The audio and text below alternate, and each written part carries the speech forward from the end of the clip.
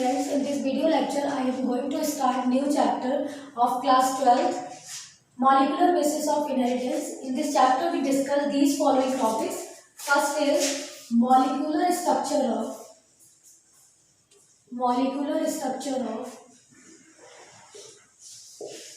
DNA.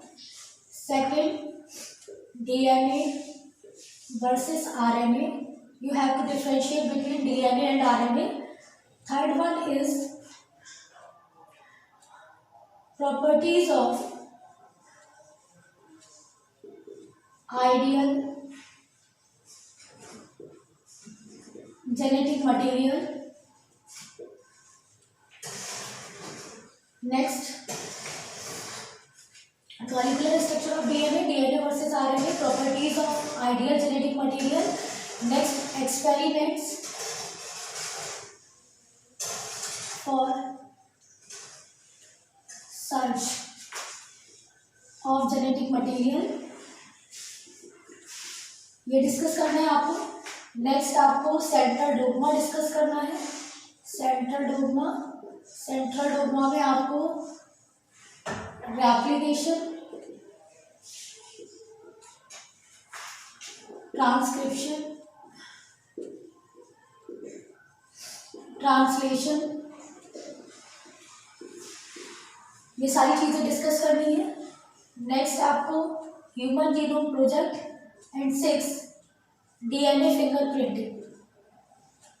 Fingerprinting को discuss करना है.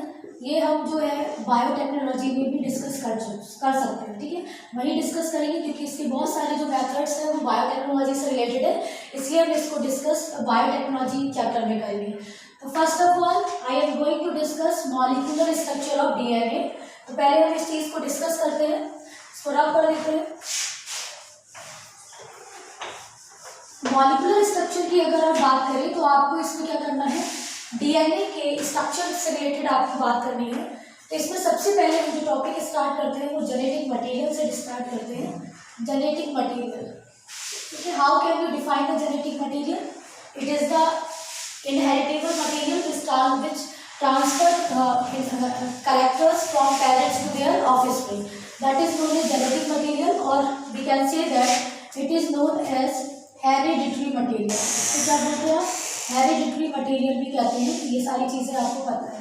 और जो जेनेटिक मटेरियल हो सकते हैं वो 2 टाइप्स के हो सकते हैं, डीएनए और आरएनए. ठीक है, डीएनए की बात करें हम तो डीएनए की अगर आप किस तरीके से डेफिनेशन देंगे, these are the polydeoxyribonucleotide. ये जो है वो क्या है, पॉली डीऑक्सी राइबो न्यूक्लियोटाइड. और जो आरएनए है वो है पॉली राइबो न्यूक्लियोटाइड. ठीक है, तो यहाँ पे क्या होगा, यहाँ पे आप देख रहे हो this DNA is known as polydeoxyribonucleotide. You have to know the definition of full form of DNA. You know that DNA is deoxyribonucleic acid. Genetic material also known in the form of nucleic acid. जो आपके जो genetic material होते हैं वो किस form में भी होते हैं, न्यूक्लिक एसिड की फॉर्म में होते हैं. तो इस तरीके से ये मतलब डीऑक्सी राइबो न्यूक्लिक एसिड हो सकता है, और ये जो हमारा आरएनए है ये हो सकता है राइबो न्यूक्लिक एसिड. ठीक है, अब जो न्यूक्लिक एसिड है वो डीएनए की अगर हम बात करें तो हमारा जो डीएनए है deoxy ribo nucleic acid, it is a chain of polydeoxyribonucleotide and RNA is the long chain of polyribonucleotide. अब यहाँ पर देखिए टर्म हमारा है न्यूक्लियोटाइड ना. न्यूक्लियोटाइड को जरा हम डिस्कस करते हैं. Nucleotide made up of 3 component. First one is known as nitrogenous bases. First जो है वो क्या है, नाइट्रोजीनियस बेसिस हो सकता है. सेकेंड जो कंपोनेंट इसका होता है दैट इज पेंटोज शुगर. क्या हो सकता है, पेंटोज शुगर हो सकता है. और थर्ड जो आता है वो आता है फॉस्फेट ग्रुप. क्या आता है, फॉस्फेट ग्रुप आता है. ठीक है, ये सारी चीजें हो गई, nitrogenous bases, pentose sugar, phosphate group, है ना. अब नाइट्रोजीनियस बेसिस की बात करें, ऐसी अगर हम यहाँ पे भी सेम न्यूक्लियोटाइड आ रहा है तो यहाँ पे जो होगा यहाँ पे भी सेम यही कंपोनेंट होंगे, nitrogenous bases, pentose sugar, phosphate group. ठीक है, लेकिन हम यहाँ पे डिफरेंशिएट कर पा रहे हैं, दिस वन इज डीऑक्सीराइबोन्यूक्लियोटाइड ना, this one is deoxyribonucleotide and here is ribonucleotide ना। तो ये डिफरेंस है। तो सबसे पहले हम डिस्कस करते हैं डीएनए वर्सेस आरएनए, भी यहाँ पे कवर हो जाएगा, दो टॉपिक कवर हो जाएंगे, डीएनए भी आप पढ़ लोगे, आरएनए भी पढ़ लोगे और डिफरेंशिएट भी कर लोगे, ठीक है। तो यहाँ पे हम पढ़ रहे हैं नाइट्रोजीनियस जो होते हैं वो 4 टाइप्स के हो सकते हैं, ठीक है। 4 टाइप्स के नाइट्रोजीनियस बेसिस हो सकते हैं, adenine, thymine, guanine and cytosine, ठीक है। ये आपके 4 नाइट्रोजीनियस बेसिस हो सकते हैं किसमें, डीएनए में। लेकिन अगर हम यहीं पे बात करें आरएनए की, तो आरएनए में एडेनिन होगा, गुआनिन होगा, साइटोसिन होगा, but at the place of thymine there is uracil is present. यहाँ पे जो नाइट्रोजीनियस बेस होगा वो आरएनए में थाइमीन की जगह पे क्या होगा, यूरेसिल होगा। And adenine thymine represented by A T G C and it is represented by U. किससे रिप्रेजेंट किया जाता है, यू से। तो नाइट्रोजीनियस, फिर से सुन लीजिए, डीएनए और आरएनए में डिफरेंशिएट कर रहे हैं। DNA is the polydeoxyribonucleotide and RNA is the polyribonucleotide, ठीक है। अब बात आ रही है nucleotide. Nucleotide is made up of 3 component, nitrogenous bases, pentose sugar, phosphate group. सबसे पहले हम डिस्कस कर रहे हैं नाइट्रोजीनियस बेसिस। तो दोनों में न्यूक्लियोटाइड है ना, तो नाइट्रोजीनियस बेसिस दोनों में प्रेजेंट होगी। डीएनए में जो नाइट्रोजीनियस बेसिस है that is adenine, thymine, guanine, cytosine. In RNA same adenine, guanine, cytosine, but at the place of thymine in RNA uracil is present. Clear. तो ये तो आपका नाइट्रोजीनियस बेस हो गया। नेक्स्ट पेंटोज शुगर की बात करते हैं, जिसके बेसिस पे डीएनए और आरएनए एक दूसरे से डिफर करता है। पेंटोज शुगर 2 टाइप की हो सकती है, एक होती है डीऑक्सी राइबोस पेंटोज शुगर, ठीक है। और हमारा दूसरी जो होती है वो होती है राइबोस पेंटोज शुगर, ठीक है। तो डीऑक्सी राइबोस पेंटोज शुगर और आपकी होती है राइबोस पेंटोज शुगर, ठीक है। तो डीऑक्सी राइबोस पेंटोज शुगर का अगर आप फॉर्मूला देखना चाहते हैं, डायग्राम देखना चाहते हैं, इसको इस तरीके से बना लो, ठीक है। राइबोस पेंटोज शुगर, इस शुगर का जरा देख लीजिए। पेंटोज इसीलिए बोल रहे हैं क्योंकि ये 5 कार्बन है, दिस वन। सेम राइबोस भी पेंटोज शुगर है, तो आपको 5 कार्बन बनाना है। This one is first, second, third, fourth and this one is 5th carbon CH2OH। Same 1 2 3 4 5 CH2OH। यहाँ पे जो ध्यान देना है वो ये है, सेकेंड पोजीशन पे सेकेंड कार्बन जो है वहां पे दोनों तरफ हाइड्रोजन मिलेगा, बल्कि जो राइबोस शुगर है इसमें ये ribose pentose sugar, here is H group and here is alcohol. तो यहाँ पे क्या हो रहा है, ये राइबोस शुगर में सेकंड पोजीशन पे आपको हाइड्रोजन मिल रहा है और OH मिल रहा है, this is second carbon second position पे। लेकिन यहाँ पे डीऑक्सी की बात करें तो यहाँ पे सेकंड पोजीशन पे ऑक्सीजन की डेफिशिएंसी है, इसीलिए हम इसको बोलते हैं 2-डीऑक्सी राइबोस पेंटोज शुगर। तो डीएनए में आपको डीऑक्सी राइबोस पेंटोज शुगर मिलती है और आरएनए में आपको पेंटोज शुगर मिलती है। क्लियर हो रही है सारी चीजें। फॉस्फेट ग्रुप दोनों में क्या होता है, कॉमन होता है, तो ये न्यूक्लियोटाइड हो गए। लेकिन अगर आप बात करें, अगर आप फॉस्फेट ग्रुप को रिमूव कर देना तो ये जो स्ट्रक्चर बनता है, ये जो स्ट्रक्चर बनता है that is known as nucleoside. क्या बोलते हैं आप इसको, न्यूक्लियोसाइड बोलते हैं। Nucleoside the component of nitrogenous bases and pentose sugar.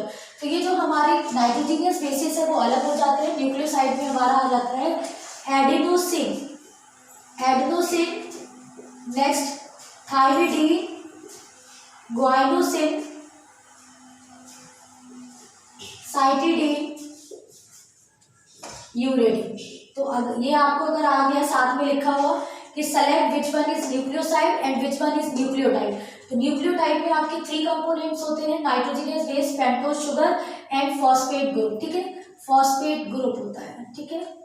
और जो आपका न्यूक्लियोसाइड होता है, nucleoside made up of pentose sugar plus nitrogenous basis. तो ये सारी चीजें आपको क्लियर हो गई होंगी, नाइट्रोजीनियस बेसिस। उसके बाद क्या था, हमने डिफरेंशिएट भी पढ़ लिया, डीएनए आरएनए। एक बार आपको समराइज कर दे रहे हैं। DNA These are polydeoxyribonucleotide, this one is polyribonucleotide.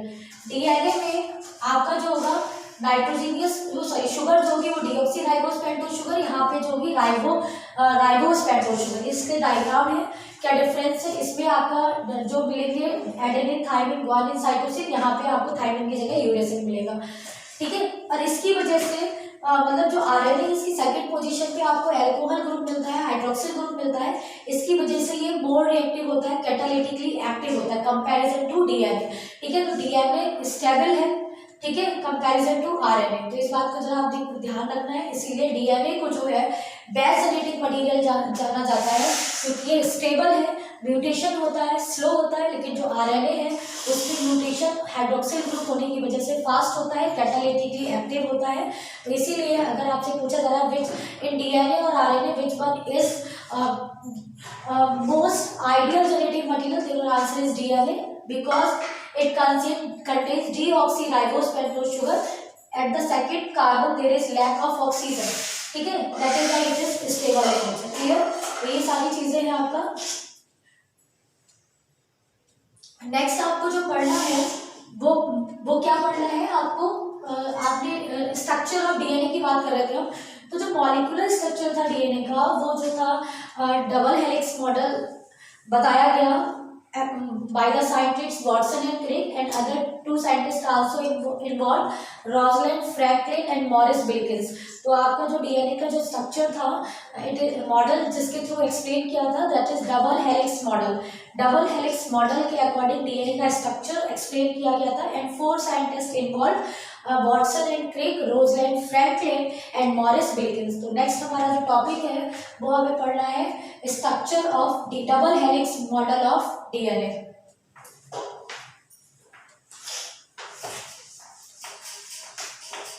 इस मॉडल के अकॉर्डिंग जो थे वॉटसन एंड क्रिक ने ये बताने की कोशिश की जो डीएनए होता है वो डबल स्ट्रैंडेड होता है, जो डीएनए है वो क्या होता है डबल स्ट्रैंडेड होता है, एंड वो एक दूसरे में क्या रहते हैं क्वाइल्ड रहते हैं, ठीक है।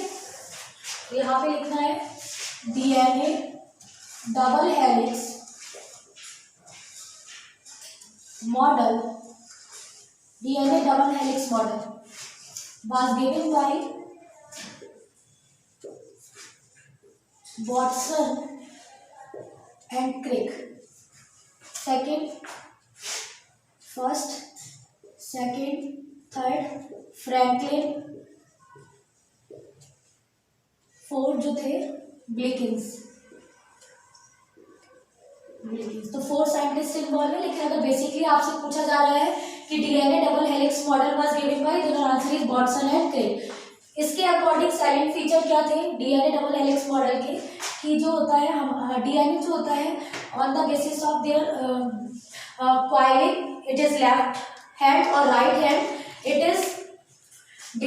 is A type, B type, Z type, and it is also on the basis of number of presence of base pair. DNA divided into A type, B type and Z type. But हमारा जो DNA है that is B type, क्योंकि यहाँ पे जो coiling होती है वो जो स्टैंडर्ड दोनों स्ट्रैंड में जो क्वाइलिंग है वो आपकी लेफ्ट हैंड साइड से स्टार्ट होती है, just like that, left handed होती है, ठीक है, इस तरीके से। तो जो डीएनए होता है ये बी टाइप है, हमारा डीएनए जो है वो बी टाइप होता है। और बी टाइप डीएनए की ये है इसमें कि इसमें दोनों स्ट्रैंड के बीच की जो डिस्टेंस होती है वो 20 एंगस्ट्रॉम होती है।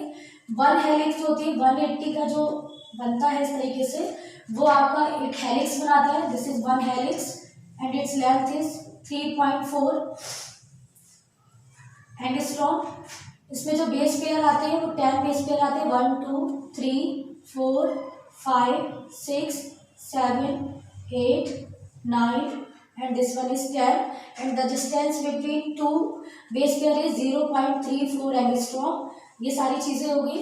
यहाँ पे जो backbone, this one is known as backbone, ये जो डार्क करके जो मैंने बनाई है इसमें ये चीज जो होती है that one is known as backbone and the backbone is made up of, this one is backbone made up of pentose sugar and phosphate. ये किसकी बनी होती है फॉस्फेट की बनी होती है। और सेंटर पे क्या होते हैं ये परपेंडिकुलर जो होते हैं वो नाइट्रोजीनियस बेसिस होते हैं। These are nitrogenous bases and it is also known as B pair, base pair. क्या बोलते हैं आप इसे? बेस पेयर बोलते हैं। एक बार हम इसका मॉलिक्यूलर स्ट्रक्चर ड्रॉ करते हैं। मॉलिक्यूलर स्ट्रक्चर की अगर हम बात करें, मॉलिक्यूलर स्ट्रक्चर जरा आप बनाइए। सबसे पहले आपको बनाना है शुगर, ठीक है, ये देखिए 1 पेंटोस शुगर, डीएनए बनाना है तो आपको कौन सी शुगर लेनी है? पेंटोस शुगर लेनी है, डीऑक्सीराइबोस पेंटोस शुगर, ठीक है। दूसरा स्ट्रैंड जो होता है वो अपोजिट पोलैरिटी का होता है, तो आपको जो पेंटोस शुगर लेनी है वो अपोजिट डायरेक्शन में लेनी है, इस तरीके से।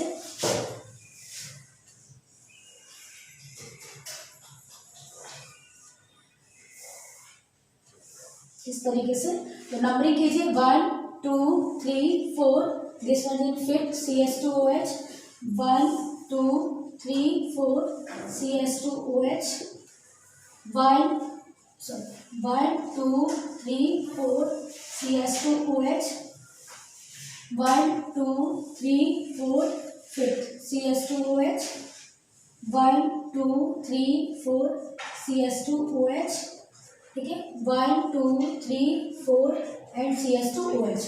अब देखिए आपको क्या करना है, आपको पॉलीन्यूक्लियो डीऑक्सीराइबोन्यूक्लियोटाइड बनाना है, क्योंकि आप जो बना रहे हो वो क्या बना रहे हो? डीएनए बना रहे हो ना, डीएनए बना रहे हो। एक कंपोनेंट आपने पूरा कर लिया।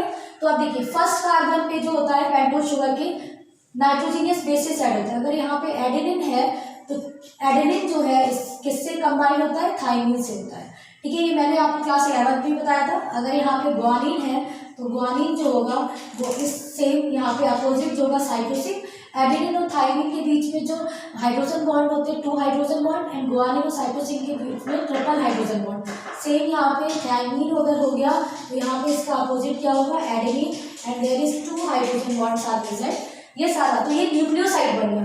अब आपको फॉस्फेट ग्रुप डिसाइड करना है, तो फॉस्फेट ग्रुप 5th कार्बन पे होता है and this is phosphate. Again next जो ये जुड़ेंगे ना, पॉलीन्यूक्लियोटाइड बनाना है ना आपको, तो इससे क्या होगा? इसका फॉस्फेट यहाँ अटैच हुआ 3rd पोजीशन पे 3 to 5, इस तरीके से।